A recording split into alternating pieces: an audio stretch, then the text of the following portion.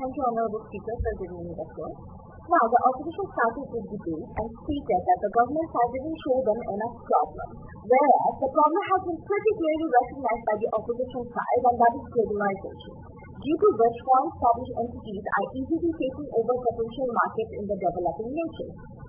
Potential markets that, if penetrated by the local and national entities, can bring far greater infrastructure and national development than that which can be brought by any international entity, for a very simple concept that the revenues that are earned through national entities stays within the country, whereas the revenues earned by international entities are transferred abroad to the country from where they originate. Now, moving on, they also accuse the government on not mentioning how they would establish such a motion when it has been constantly been restated by both my PM and DPM that government would establish this motion by not restricting the entry of all foreign supermarkets, but rather limiting the numbers who are given legal access, and those limited ones will only be operational if they agree to operate within the terms mentioned by the government.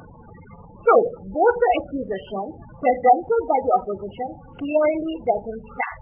Now, moving on with my debate, both the PM and the DPM from the opposition side talked about the stakeholders, which are customers, government and employees, and stated how now not passing this motion and opening the doors for all foreign supermarkets would be beneficial for the stakeholders.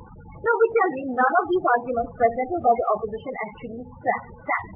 But before I move into that argument, I would like to analyze the scenario that has been presented by my PM and misrepresented and misdiagnosed by my opposition. My PM showed concern regarding the natural resources and perishable goods being transferred to foreign lands. In answer to that, it has been constantly mentioned by the opposition that the transfer of perishable goods is a good thing. In order to present how government side won this particular argument, I will present the argument of both sides from 2 points of view.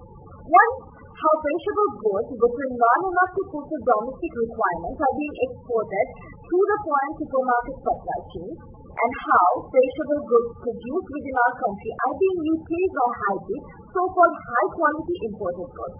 And both of these points of view are resulting in the control over transfer of goods being indirectly handed over to the supermarket chain from the hands of government, as mentioned by the DPM. Now, in example to my first point of view, we can take example of our seafood. Our sea is not producing enough seafood to fulfill the domestic requirements, but these seafood which are being produced are being exported abroad, and later these seafoods are later being processed and packaged in fancy packages and imported back in the country to be sold in the local shops at a much higher price.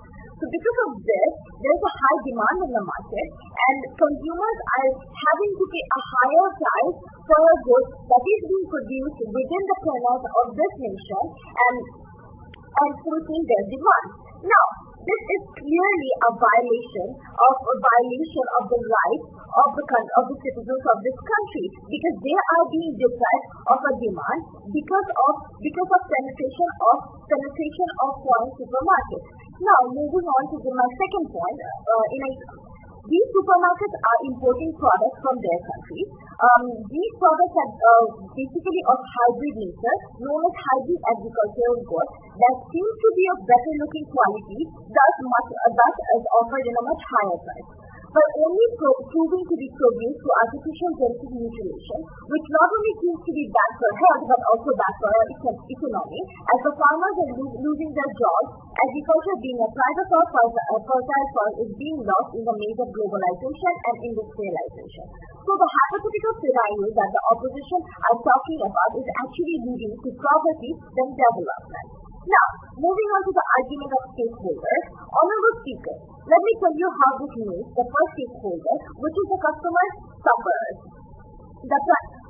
The pricey goods are being sold with the USP of high quality, which encourages the local retailers to boost up the prices of their goods so that the consumers think that the goods are of high quality. So at the end of the day, consumers are forced to pay the high price. In addition, as said by the opposition, that there is a high demand in the market and that the local businesses cannot cater to, we tell you that high demand of goods leads to high supply in the economy and ultimately which reaches to an equilibrium which is good for the economy. So this part of the opposition clearly doesn't stand because this demand that is being created in the market because of our middle class people, because of the income boost of our middle class people, it's actually going to lead in an economic towards an economic boost.